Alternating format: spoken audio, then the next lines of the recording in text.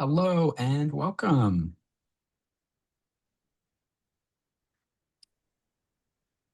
I am Barrett. I'm with the Lewis for Leader campaign, and I'm excited to be hosting you all tonight. It'd be a good conversation. We've got many folks who are registered to join us. We are going to keep the meeting pretty tight and finish within an hour, but we're just going to give folks a couple moments here to get logged into the call. So welcome, everyone. Thank you for joining us. Barrett, did you want me to provide like a little interstitial music while we're waiting for people to get in? Just a little like If you want it, do you a want me little to beatboxing or beatbox? Yeah, that's what I was thinking. Maybe beatbox your favorite Bowie song or some classic. What's a classic tune you could belt out here? Um, all right. I'm keeping an eye on the attendees, and as it starts to slow down, we'll kick the meeting off. But since we do have a tight agenda and want to make people able to get on with their lives and move on, I'll just start introducing myself. My name is Barrett. I'm on the Musqueam, Squamish, and Tsleil-Waututh territories in British Columbia. I live in Vancouver's West End, and I am the communications director for the Lewis for Leader campaign. It's a real pleasure to be here and be part of this today. I'm welcoming all of you from coast to coast to coast. Thank you for being here. This feels like a really exciting moment. Parts of this moment are a little scary. Parts of it are feeling very hopeful. And so that is what we're here to talk about tonight, about where we go from this moment. So I want to invite you all to tell us where you are calling in from tonight. We've got folks from all across Canada who have registered. If you know what riding you're in, share what riding you're in.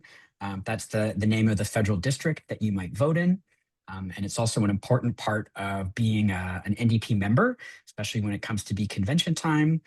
If you know the name of the Indigenous land or the unceded territory you're on, please share it. And let us know what city or municipality you're calling in from as well.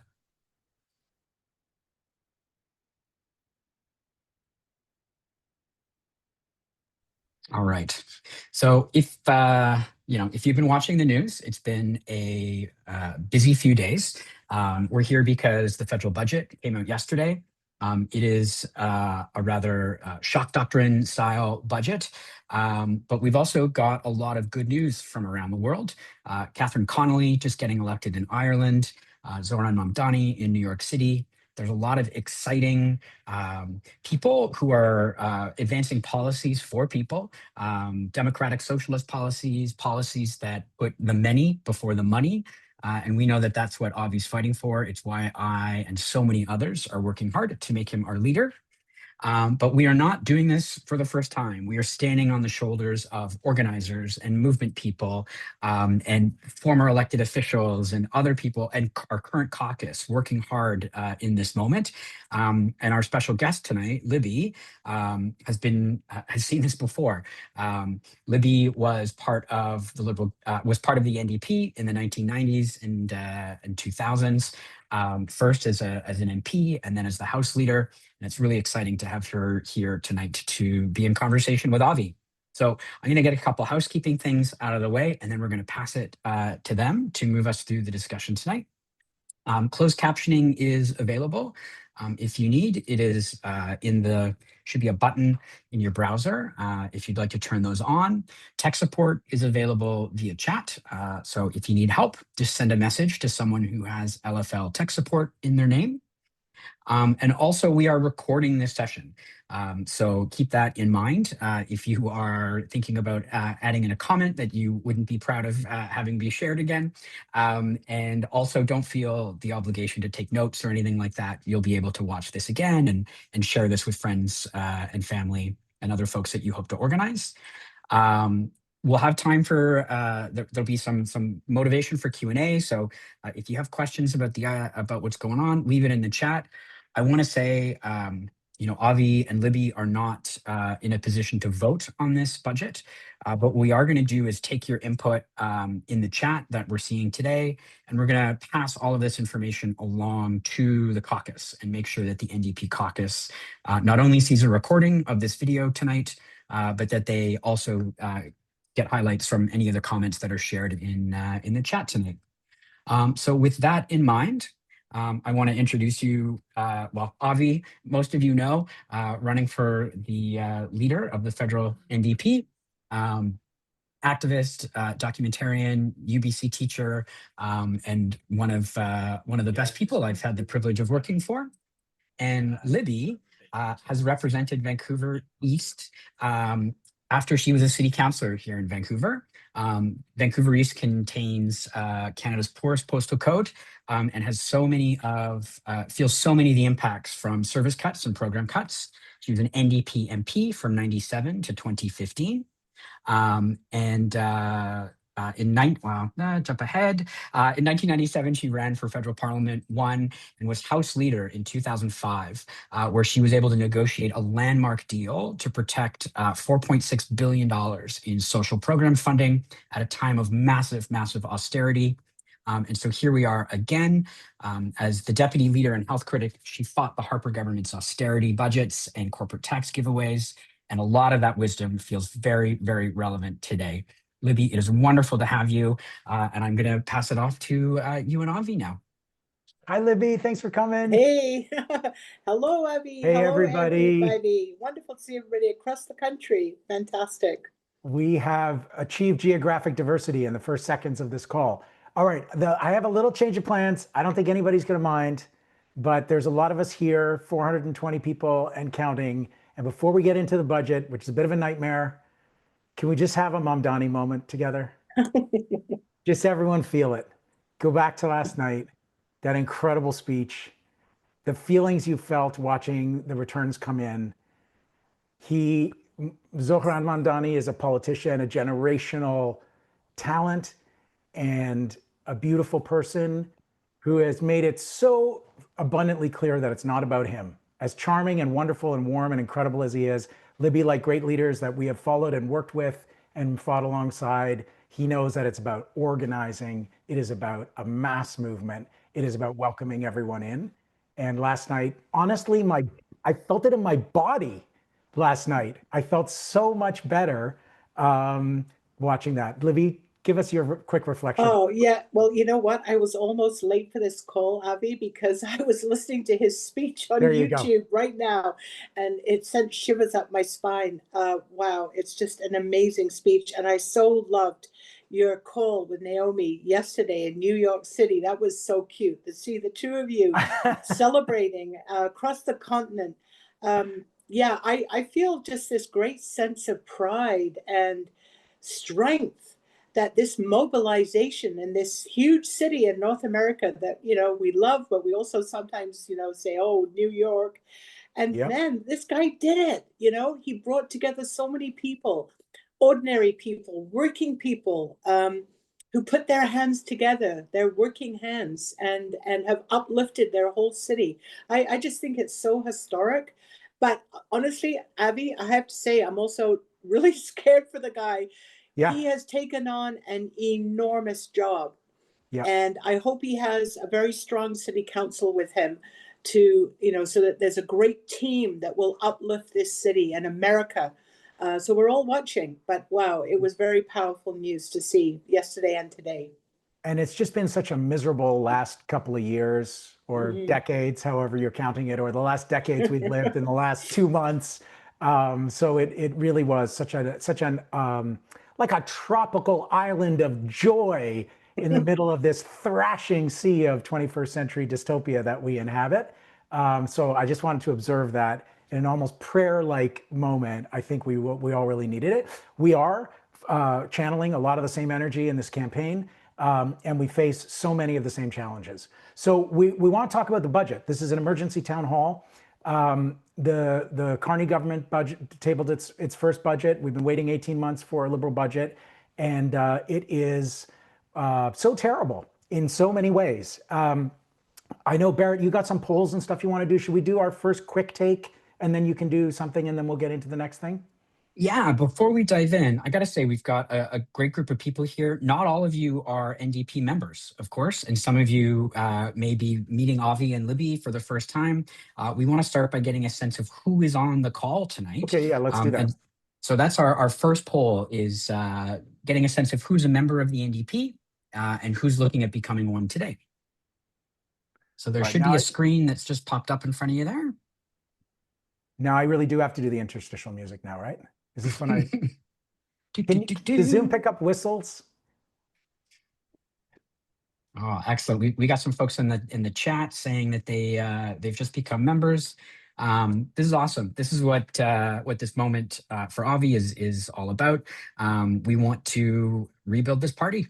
And to do that, you need to be a member of the party to make a difference. So this is our ask to you to do so now.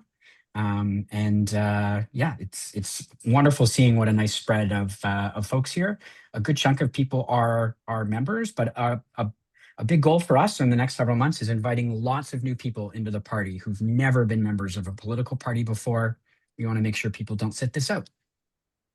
And that's exactly that was Zoran's invitation to hundreds of thousands of New Yorkers, got more than 1 million votes. So let's talk about this budget, Libby. We've got a budget that was tabled yesterday that shares austerity for the public, with massive, massive cuts to public spending and services, welfare for corporations, and frankly, crumbs for the climate. And my overall takeaway from this budget is that it's a conservative budget in everything but the name, and it represents a massive redistribution of public resources away from people and services that people rely on and the public sector, and a clear political choice to funnel wealth upward, away from care, away from climate action, away from public services, and towards corporate welfare, tax cuts that disproportionately benefit the wealthy, militarization and massive defense spending, some of which may be needed for, let's say, dealing with the housing crisis among military families, or civil defense in the time of climate emergency, but certainly is about militarizing our society.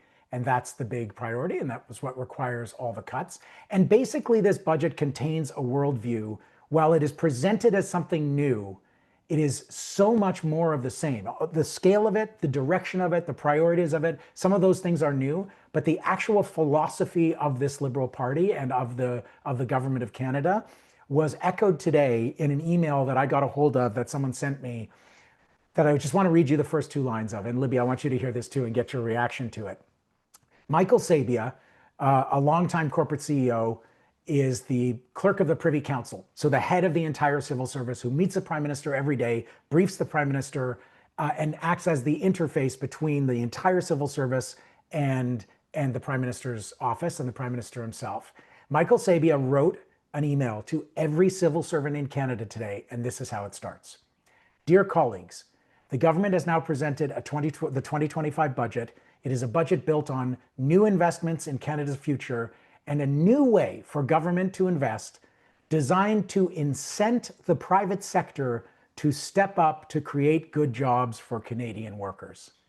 So the key message from the top civil servant in the country to the entire civil service, 40,000 of whom are going to lose their jobs, 10,000 of whom have already lost their jobs, is that the whole approach of the government that is new is to try to incentivize the private sector to do the work of improving the economy and creating jobs for workers. He goes on to say the government has decided to reduce program spending by $60 billion over 5 years, affirming in print our worst suspicions, even higher figure than some of progressive economists who were parsing the budget yesterday. And he says, inevitably, along with reduced spending comes reductions in the size of the public service, putting it all in the passive voice, like describing the death toll during a genocide. If you're the New York Times, he says, in all, the public service will need about 40,000 fewer people. In other words, 40,000 of you are getting fired in the next couple of years. So Libby, you know what I think of it. I don't think I've hidden my feelings about it, but how does this strike you? You've read and seen so many budgets over the years. Well, I don't think you could be any clearer, Abby, and that was a very good summary. You know, I feel like we're in this extraordinary global moment where the world is full of conflict. You know, we have a genocide taking place in Gaza. We have wars going on. We have a widening gap between extreme, obscene wealth and most people who are just struggling to even survive or live. And it felt like to me that this was a moment that Canada could step up, you know? And we have this idea that as Canadians, we have these great progressive values and we're good, you know, and they're very kind of small L liberal and all that. But, you know, I have seen so many liberal budgets and they are so wrapped up, like this one is wrapped up, that they have a few little things out there that people go, oh, wow, well, that sounds like a lot of money for housing, or that sounds good.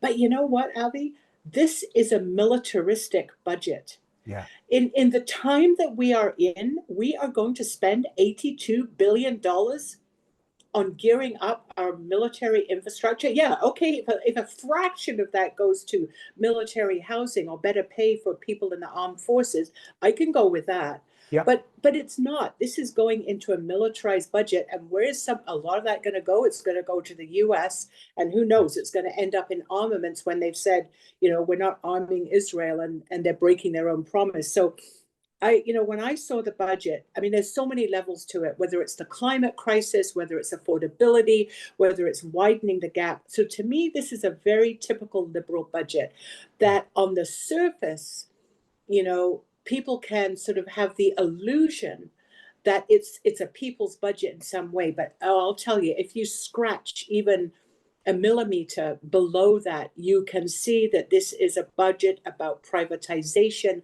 about affirming greater power to the corporate sector, whether it's in taxes, whether it's in benefits, continuing with oil and gas subsidies. I mean, we could just go on and on, Avi, couldn't we? Yeah. So I did not see this as, oh, the great first budget of the Prime Minister. You know, he wrote his book, a few years ago. This is so far away from even his own book and the values he espoused. So, good summary. Yeah, I think this thing about it was so revealing, Michael Sabia's email to the civil service, that the top line message is this government is going to give our money to corporations and hope that they solve the housing crisis. The fact that when after I dropped home off at school this morning, I went to the supermarket to get, I had to, you know, like okay, confession, I get shredded cheese. It just saves me time. Like he likes melted cheese on everything. So got a couple bags of shredded cheese. I got a few things. It was $100. Yep. And the cashier at the checkout, as she looked at the total, and then she looked in my bin, because I have the excellent bins. I love these bins. They're like structured card. Anyway, to forget my fetish for shopping bins. And she was confused. How is it $100? She checks out groceries all day and she was like, how is this happening? There's nothing in this budget that addresses that. There's nothing in this budget that addresses the housing emergency, the climate emergency, the fact that public transit is a shambles.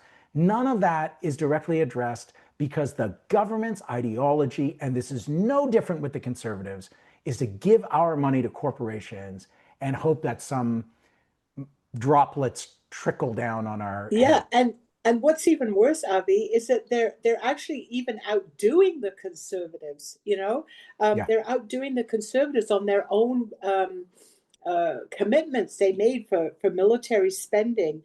And so honestly, I've also never heard of the top civil servant writing to everyone in the public service. And it felt to me almost like when you read that email, it almost feels like a sort of a level of intimidation. You know, some of these folks are very fearful that they're going to lose their jobs because, as you said, 40,000 civil servants. And when we talk about that, that's services, right? These folks represent public services that the federal government delivers.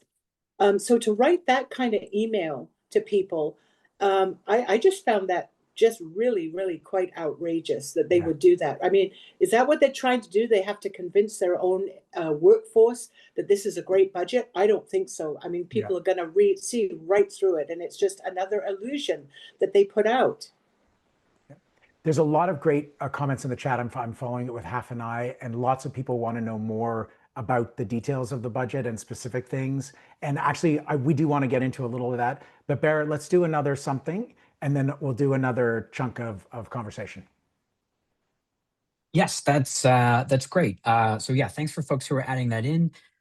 This is a moment where a lot of people are very busy. They are not necessarily paying attention to this. They may find out about these cuts to programs when a program that they depend on or that a family member depends on is defunded, does not have its funding restored, it disappears, maybe a family member gets laid off.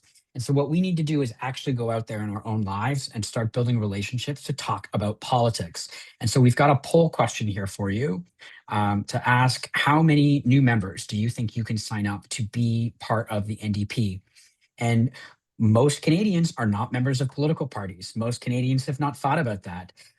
What we need to do is make politics a normal part of our lives again. There's a really good quote last night in Mamdani's speech about politics. We think politics is something done to us, and we need to make politics something we do again. And we can only do that if we go out there and reach out to other people in our own lives and invite them into this work. So it's very impressive seeing all the folks who are filling this out. This is what it's all about. You know, watching is not organizing. We need to, when we're done watching Libby and Avi talk, we need to bring this work into our own lives, into our families, into our workplaces, and make sure people see a path to getting involved and getting away from doom scrolling and getting into doing the work. So this is great. I think as people are filling that out, and I'll lock it, about half of folks have filled it out now. What maybe just in the details, what's in this budget that's worth highlighting, and what's really missing?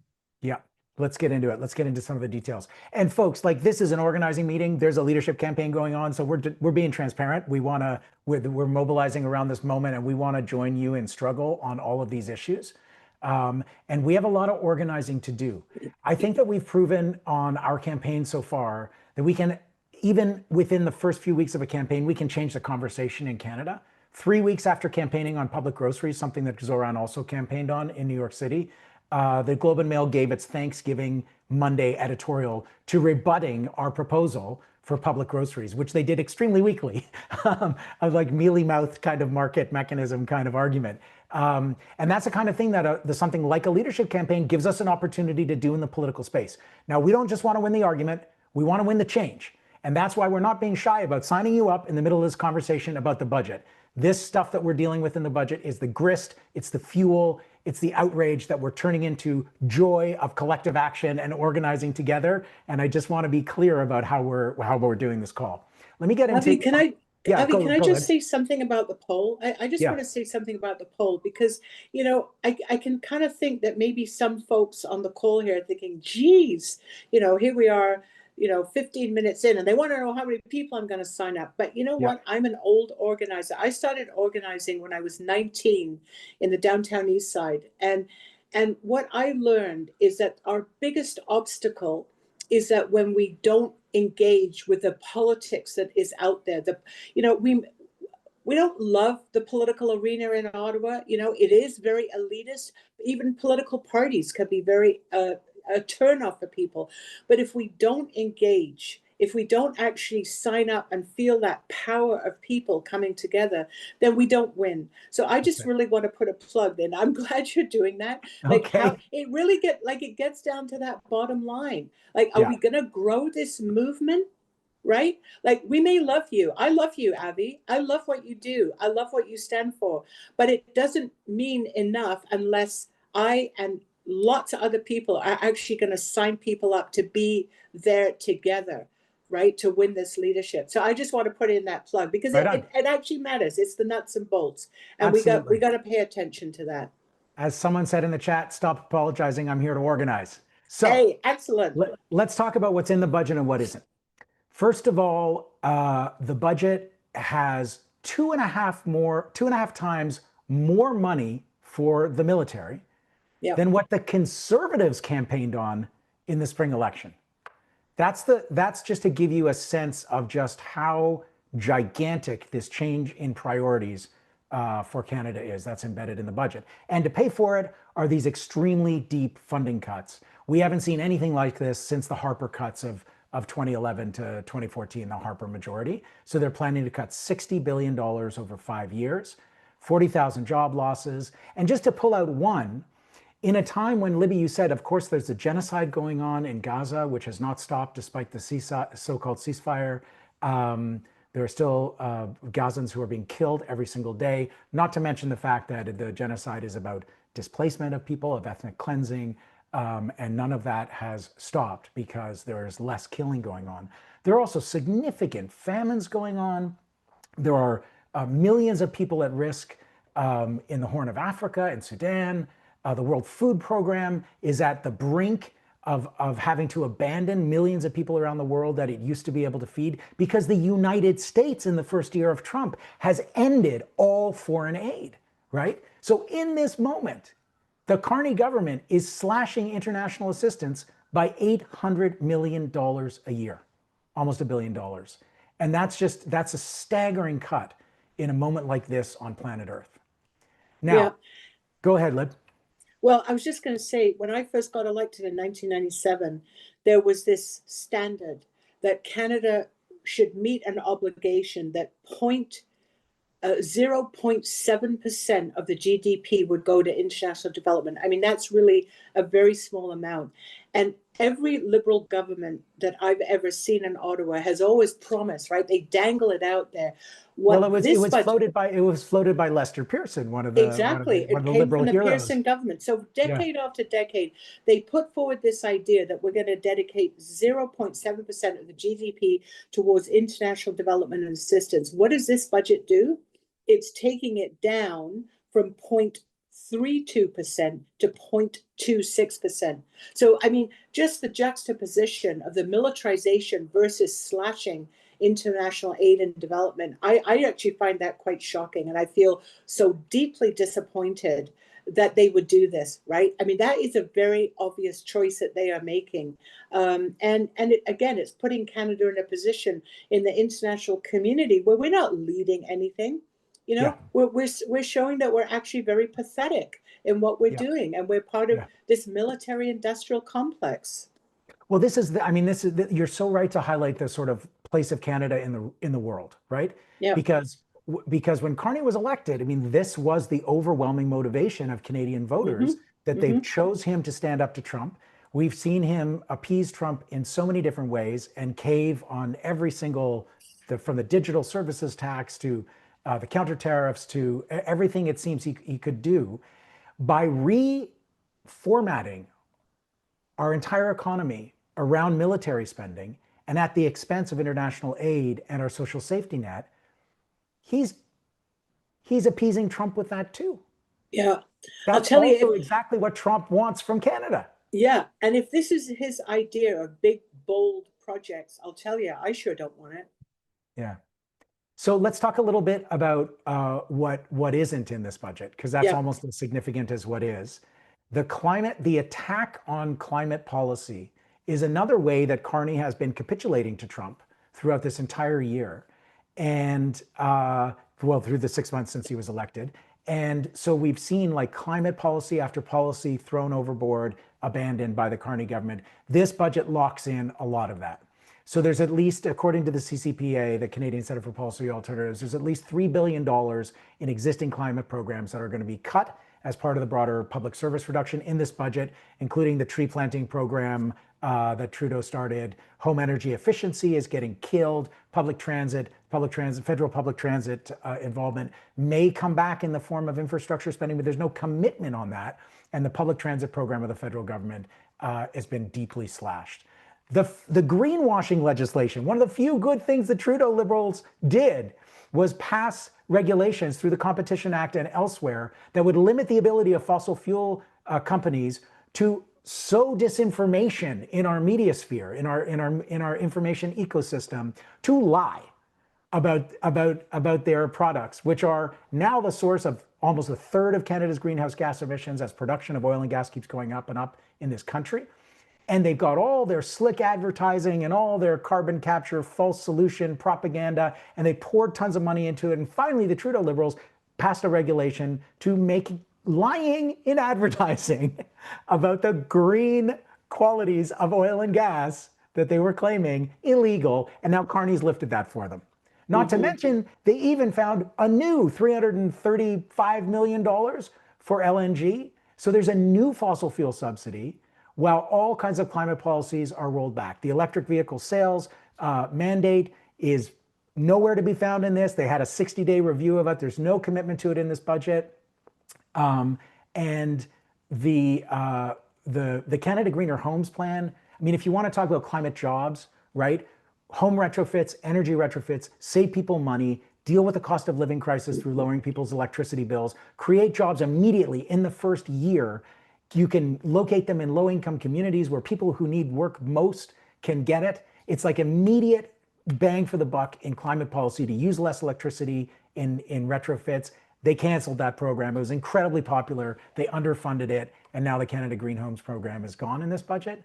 Libby, this is like, yeah. When we say crumbs for the climate, I think we might be exaggerating. Yeah, I think a lot of us are really, really concerned that the climate crisis is kind of dropping off the political agenda in Ottawa.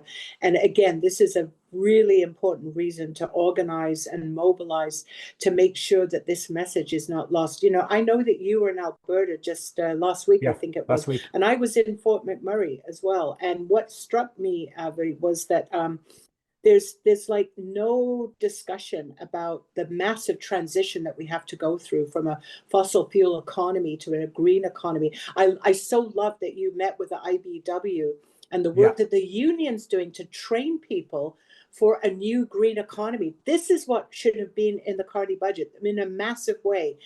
They should have been speaking to this. And I felt in Fort McMurray when I was there, you know, we met with folks who told us that, you know, in 30 years, the oil sands will be gone. It'll be dried up, but nobody up there is preparing for it, or very few. It's almost like a denial. But if you don't get that leadership from the federal government, right, and they're always basically bending to the will of the oil and gas corporate elites, right, which is what they did in this budget, then how are we going to move ahead? So this is something that's very concerning about the budget, is that it just really is not picking up the momentum of what we need to do on the climate crisis. Well, I mean, they actually acknowledge in the budget that we need an east-west 21st century electricity grid, which is something that the NDP has been calling for, and go as far back as the Vancouver Centre campaign in the last federal election. We were calling for power lines, not pipelines. And the idea that all of the province's electricity grids are set up to sell and buy, to trade electricity with the United States, they're talking about an east-west pipeline. We need an east-west power grid so that we can share renewable electricity, a 21st century grid that will build in tons of storage so we can roll out renewables in a wartime level of emergency, and that provinces can trade clean electricity back and forth to get off of fossil fuels, which we know is absolutely needed. So they acknowledge that the world is moving away from fossil fuel investments in the budget. They acknowledge we need an east-west electricity grid, but they don't do anything in the budget to actually facilitate it. We could be using Canadian steel. We could be employing unionized electricians. We could be bringing the country together around a nation-building project that would get us off fossil fuels and get us trading clean energy from province to province. And they're mouthing some of the words and talking about the thing. The budgets are about money committed to make change happen. And there is not a cent for that interprovincial electricity grid, which could be a gigantic nation building project that would actually take us into the future. Yeah. Barrett, I want back in. Barrett wants back in. Go ahead. Well, I just want to pivot us a bit. We're talking about money. And so this is maybe a good time for us to say— what a segue. So smooth.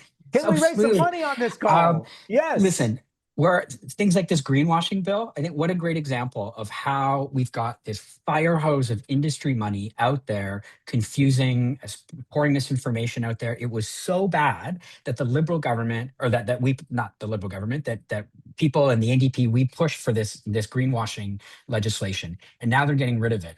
Well, we need to compete in this ecosystem, and that means we need to raise money so that we can get advertising out there, so that we can get paid organizers out on the ground. We have $100,000 in party fees that we have to pay. Plus, we need to give 25% of everything we raise to help rebuild the party, which we're proud to do. And we've also got to fly Avi all across the country because we don't have high-speed electric rail yet. And so we've got to get him on planes, and that's not free. And so if you are in a position to do so, please help us by giving $5, $10, $25. We depend on small dollar donors to help us build grassroots power. If you're in a position to do so, this is the other side of organizing. If you can give time, if you can give money, it's all really welcome. So I want to invite folks to make a contribution if you can. And also, as that's happening, oh yeah, and if you're not able to donate today, please consider pledging to donate. You'll get a tax credit if you donate before the end of the year. And I'll just pass it back to you to say now, we've been here before. Some of the folks in the chat are asking, like, yeah, the situation sucks. What are we going to do about it? What now? Libby, take us back, because you were in the House for two really important austerity moments. In 97, when you were first elected, was in the wake of Paul Martin balancing the budget in the mid-90s. And then again, you were there for the Harper years.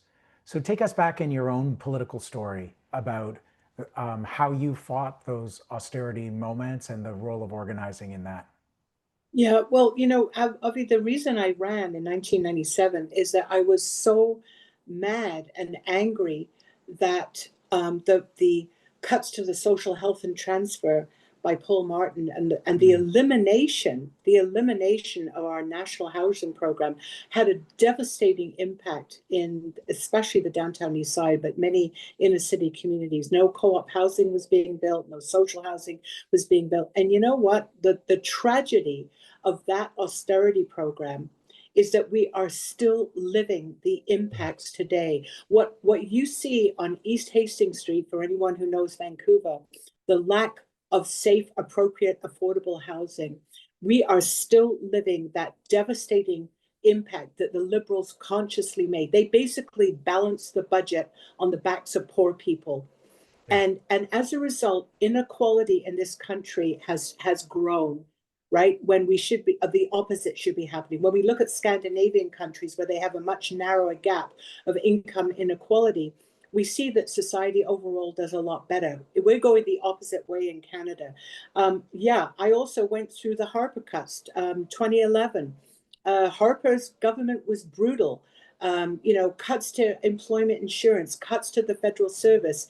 That was the beginning of a downward spiral in terms of public services, where to get someone on the phone and be able to talk through what was going on with your student loan or your Canada pension, your old age security, or employment insurance, became near impossible. These are really human impacts. And of course, it's the people who are the most vulnerable who feel the impacts of these massive budgets that come down. The people at the top, they don't feel any of these impacts. They don't give a shit about it. Excuse my language. They really don't give a shit about it because it doesn't affect them. And so I do feel that, when I went to Ottawa and we were a caucus that grew and grew until we became the official opposition under Jack Layton.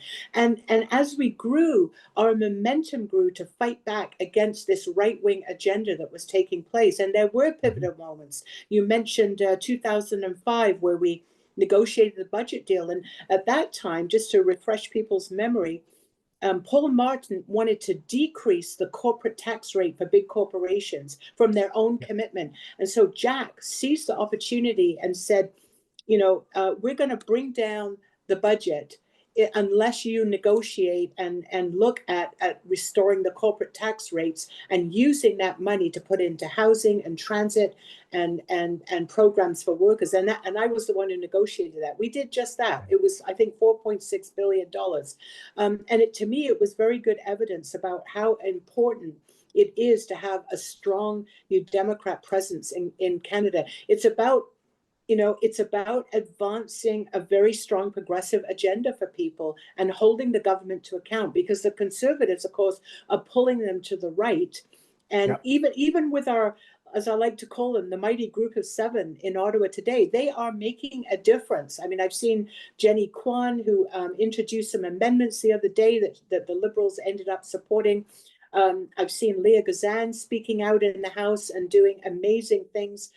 Dawn is the interim leader. And so I can tell you that even when we don't have party status, and that happened in 93 as well, the role and the presence of the NDP was pivotal to stopping really awful stuff from happening. And so it's a lesson to be learned, and it's something that we have to remember, so that we can grow this movement. I want to come back to that again. This opportunity of supporting you for leader is to grow this movement and to bring in an infusion of activists who can make the political connection. We may not love electoral politics. We may not like that inside game, but I'll tell you, if we're not there, then the powerful people have total control. So we have to balance that. Our voices have to be there. And that's what's happening in New York City today. And that is amazing, because now we've got something that we can say, yeah, this is real. We can actually do this. We can do this in Canada too. Changing the balance of forces in society, in our view on this campaign, is not the role of electoral parties alone. And, there are trade unions that are the only institution, in my view, in society that can actually disrupt the economy, like with a general strike, to the extent that capital actually goes, whoa, wait, we actually need to negotiate, and major concessions can be granted in those moments of labor power. Social movements coming together, like in the Draw the Line convergence just a couple months ago, are incredibly important, where we see anti-war movements, anti-genocide movements, migrant rights movement, climate justice movement, indigenous rights movements coming together under a common umbrella, not always agreeing on every single position on every single issue, but building social movement power. And we're the folks who are interested in electoral politics. And I think in Libby, in a way, because you started as an activist, as a housing and anti-poverty activist on the downtown east side for so many years, and then as a city councillor for 5 terms before you even ran for federal politics, you always understood that connection between social movement forces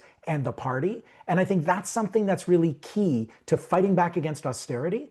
When you have the voices and the organizing at the grassroots, in the life and death struggles, on the street, on the front lines of where austerity actually costs lives, and when there's a free flow of organizing between folks on the front lines and folks who are on the inside negotiating with power in the House of Commons. What was that like for you?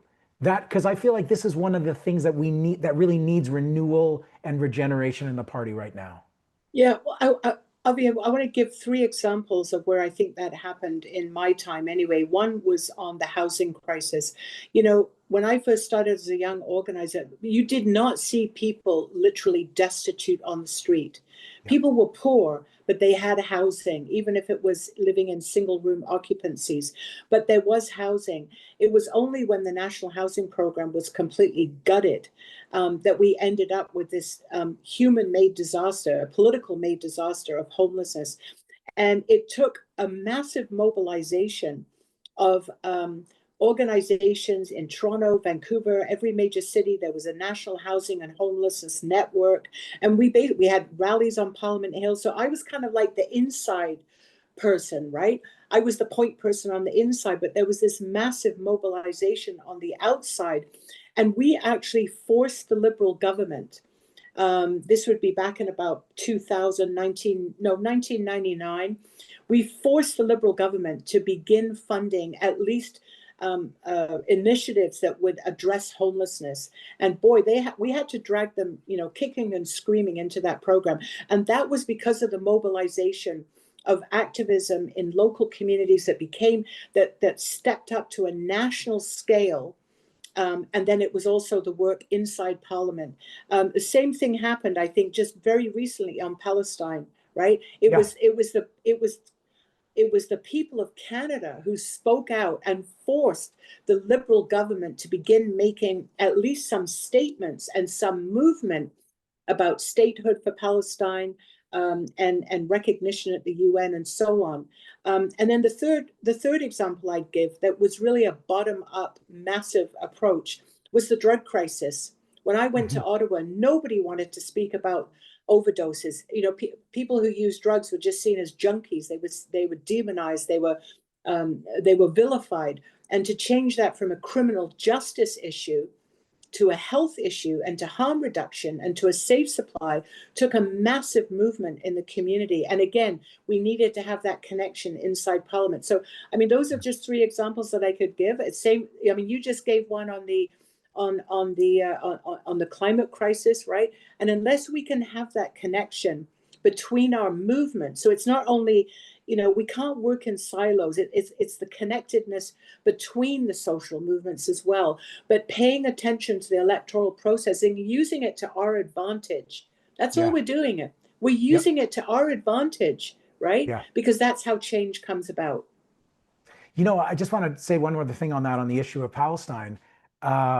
It was not, you know, the NDP adopted, in my view, got on the right side of history on the issue of Palestine in 2021.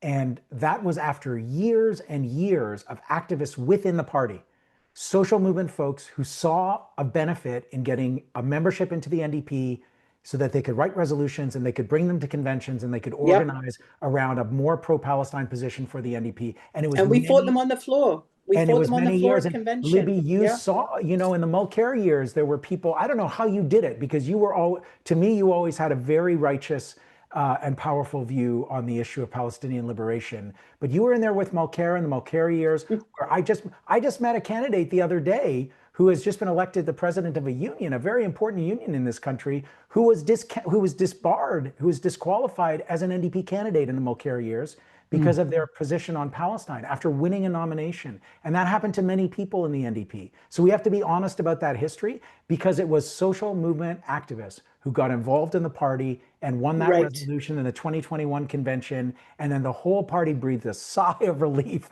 got on the right side of history. And there were still disagreements. You know, we don't all have one mind, you know, two New Democrats, three opinions.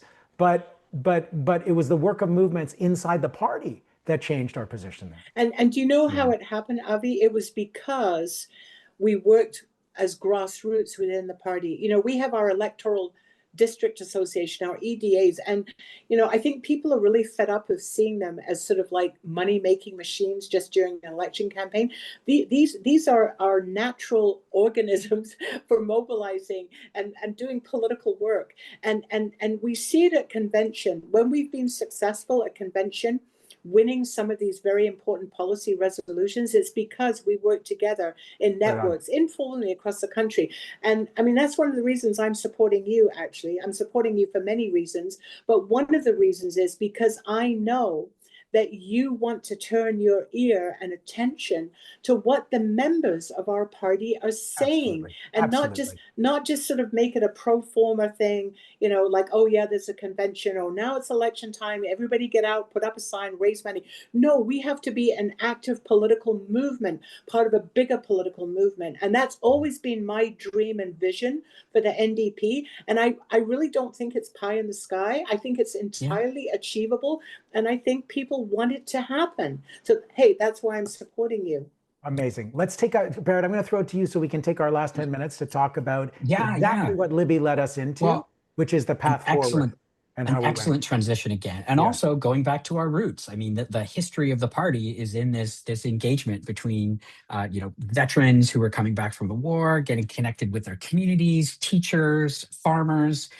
Politics is not enough. Elected office is not enough for social change. And Palestine's a great example where if it wasn't for movements, if it wasn't for people of conscience and principle and values, faith communities, labor communities, Queers for Palestine, all sorts of interfaith and intercultural work, that's where change comes from. And riding associations and the work at the ground level, the folks who work hard to get MPs or to get candidates nominated, and then to build the team on the ground that's needed to elect NDPers from coast to coast to coast, and then to back them up once they're in to make sure they've actually got power in the House. Well, that is so much of what we've got to do. And there's many, many ways to do it. I've seen in the chat some folks saying, you know, I'm not in a spot to donate. How else can I help? We're going to kick off another poll here about some other ways that you can help. We need people to volunteer. We need people to host events and host parties. We need people to become volunteer leaders. But also, if you don't want to get involved with a leadership campaign, this is just one way. We need people to get involved with their riding associations. And lots of folks are. And we need you to show up at convention. Whichever candidate you're supporting for, it's a ranked ballot. I hope there are people on this call tonight from other campaigns who are exploring and learning about what's going on. We get to rank other candidates on our ballot. You get to meet candidates through your riding association and do that work. And when we elect a new leader and start rebuilding in March, there's going to be lots and lots of work to do. It's actually when the work really gets going, is when we put this leadership race behind us and are moving on to the work ahead. And I want to underscore, we've got 7 hardworking caucus members who are out there. We're going to share this recording with them and share the comments you've been putting in this as well, so that they understand what members on this call are thinking about. If you've never been to convention before, I went to my first one in Hamilton with Avi a couple years ago, and it was a really, really powerful moment to feel that sense of community with people who share my values from across the country, parts of Canada I've never been to before, people with completely different experiences and different reasons for becoming party members. It was really, really powerful. But to be part of convention, you have to join the party. And this is the time to do it. So I want to invite you all, at the very least, to consider joining the party. And I hope you're in a spot to do more by getting involved as a volunteer, getting involved by hosting an event, and hopefully joining the regional organizing team where you live. We've got on this call tonight organizing leaders from Toronto and Calgary and Victoria. We're building teams across the country. If you don't have one yet, start one. This is the moment to help make one happen. Yeah, sign up, get involved, and let's keep the work moving. Avi, anything you want to add to that? Yeah. Yeah, well, I think moving into the last part of our conversation around the budget, there were a couple of things that are worth noting. And I don't know if I'd go so far as to say like it's great news, but there were a couple of wins, and it's significant, not just that they happened, but how they happened. So one was the Youth Climate Corps, which has been a wonderful campaign that's been going on for years, finally got funded to the tune of $40 million over 2 years. So it's a small pilot project. It should be tens of thousands, perhaps hundreds of thousands of jobs for young people working in everything from watershed restoration to forest and fire management, working out on the land, working in green jobs, working in retrofits, as really part of a Green New Deal. We need to provide, and in a youth unemployment crisis, the Youth Climate Corps is an idea that the government will put young people directly to work, because there is so much work that needs to be done, especially when it comes to climate adaptation and dealing with the aftermath of climate emergencies, but also in things that are about cutting emissions through retrofits and all kinds of other public works. So we have a pilot project now. The Youth Climate Corps, I just want to do a tiny humble brag. I had a small role, I think, in bringing this idea into the political conversation in Canada. Some people will remember that I made a film with Alexandria Ocasio-Cortez in 2018, and it had been inspired by a piece that a great writer in the United States named Kate Aronoff had written, might have been in Jacobin magazine, thinking about a Green New Deal future. And we had the idea of the Civilian Conservation Corps, which was a New Deal era program under FDR in the United States, where they put millions of people to work in the Great Depression, building the national park system and doing all of these incredible public works. So we were like a civilian conservation corps for the climate era, a climate conservation corps, a civilian climate corps, or something. So I put it in the movie with AOC, and we made the young character in the animated film, and the AOC wanted to call it AmeriCorps Climate, because AmeriCorps is this existing U.S. program, and we kind of tussled over it in the script. And I'm like, okay, you're AOC, you get this one. But the idea of a Youth Climate Corps first appeared, to my knowledge, in pop culture in that film. And then since then, there's been the campaign in Canada that's been going on for years now that finally won a breakthrough in this budget through patient organizing, relentless organizing, creative organizing with young people, using art and joy and hardcore organizing techniques, and lobbying government, and sometimes meeting with government officials. And the Climate Emergency Unit and other great organizations won this little pilot. Not enough, but a win nonetheless, and a win for organizing. And then the other one that really needs highlighting is the money for women and gender equality. That whole ministry that Carney forgot about in his first emergency cabinet. Oh, sorry, forgot about women and gender equality, like he forgot about labor. Oh, whoops, there's no labor minister in his emergency cabinet when he was first elected. Those groups, women's centers, shelters, all of the organizations that support and defend trans rights and trans people, frontline organizations that are in life and death situations, they have had an added responsibility for the last 6 months to try to preserve their funding that was on the chopping block, that would have directly cost lives of some of the most vulnerable people in our communities. And they won through incredible organizing. They won $660 million over 4 or 5 years, I think, of restored funding, of continued funding. That is going to keep people and organizations on the front lines alive. It is not enough by any means, but it is a tremendous victory by extraordinarily courageous organizers who already have a full plate from delivering frontline services in communities. So that the message here is that organizing really matters in a time of austerity, in a time when the country's headed in the wrong direction. This is what we need to double down on. We're doing it in our leadership campaign, but we want to do it year round. Our vision of renewing the NDP is also, as Libby was saying, for those riding associations to be 343 community organizing hubs that are organizing on the front lines of all of the intersecting emergencies that we face all year round, not asking for treating our communities like ATMs and cash machines and labor pools when it's time for elections, but actually getting out and supporting other causes, supporting workers who are on strike, supporting workers with bad employers, supporting tenants with bad landlords, welcoming refugees and helping settle them in communities, doing mutual aid during emergencies and pandemics. We should be organizing as the NDP at the riding level 365 days a year. And that's the kind of culture, organizing culture, that we want to bring in. Libby, I've been ranting for a while, and you were the one who kicked off this conversation about the power of organizing in a time of austerity and militarization. Take a few minutes to explain.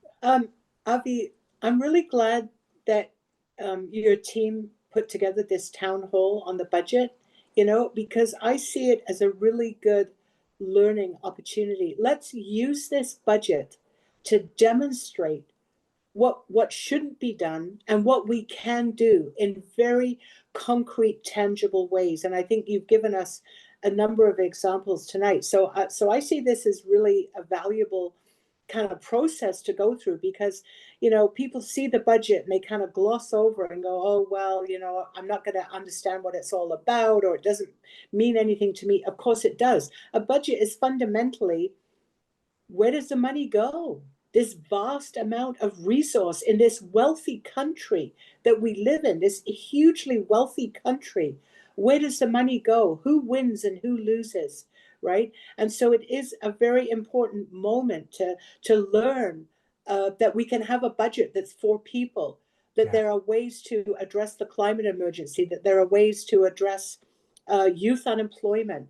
There are ways to address affordable housing that actually are meaningful to people, or grocery prices. I mean, I love your idea of a public grocery store. This is realistic. This is not pie in the sky. So join up, folks. Like, if you want to be part of this movement, we got something going here. I first ran Abbey when I was 23 years old, right? Wow. And I'm 72 now. And I feel as passionate and as optimistic today as I did then about the process of change and what it is we can do and win when we put our hearts and our minds and our skills together.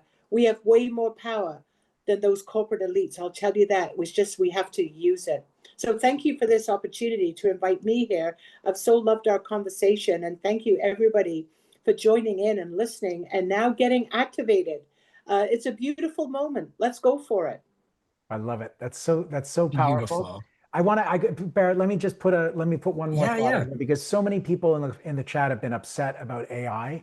And I just think, Libby, in what you said, in this call to action, in this moment, we are at a crossroads. Like, there are two futures ahead of us. We're fighting for an economy based on care, where investments in childcare and healthcare and education and long-term care, all of which are absent from the budget, except they got $5 billion to build new emergency rooms, but they have no money in there to staff them, which is why the healthcare system is falling apart. And the role of AI in this government is the other path that humanity is taking. the government is very explicitly putting AI as a way to cut public sector jobs and deliver public services, whereas in fact we know that AI is a gigantic financial bubble that is going to burst. There are trillions of dollars and there are fortunes being made. NVIDIA and these companies and Larry Ellison and Oracle, the most powerful companies in the world now, because of this massive overinvestment bubble in AI. It's going to bust. It's going to hurt a lot of people who got suckered in to investing. It's not going to deliver, but there are versions of it that can be done responsibly, that pay people for content, that actually do use some of these tools on a much lower lift basis. Not brute force computing for brute force power, but clever, small scale, localized, and public computing for public reasons and not to eliminate public sector jobs. So we're going down this dystopic route with AI and the AI bubble, which is just another Amsterdam tulips, oh my God. But also, you know, it's more than that too. And what we're talking about is organizing for an economy based on care, on taking care of each other and the earth and the ties that bind us together. That means that my fate is intertwined with yours. That's our vision that we're fighting for. That's why we get together and do this work. I couldn't have put it any better than what Libby said, but let's do this, people. Let's do this. Time is short. We've got big fights to win. Thank you so much to everyone for spending time with us tonight. Thank you, Libby, for joining us. It is always so wonderful to hear you speak, and you give me hope about what we could do in this moment. I just want to point out in the short hour that we've been together, almost 40 people donated. We've got more than almost 20 new members have joined just during this call, which is pretty impressive since so many of you were members already. This is what it is. Every day, until January 28th, which is the deadline to become a member. We want you to be out there doing exactly this, inviting people into doing the work. We've also had almost 40 people donate. We've raised over $3,500. So thank you so much for that. That's what it's going to take to keep this work going all the way until the end of March. And we're going to need to be working with movement people and riding associations and everything else to do the work. So thank you so much, Avi. Thank you, Thanks, Libby. Barrett. Great And thank you to Barrett. the Thank you. 500 plus people who joined us tonight. Thank you all. Incredible. Thanks, everyone. Have a great night. Bye, Lib. See you soon. Bye.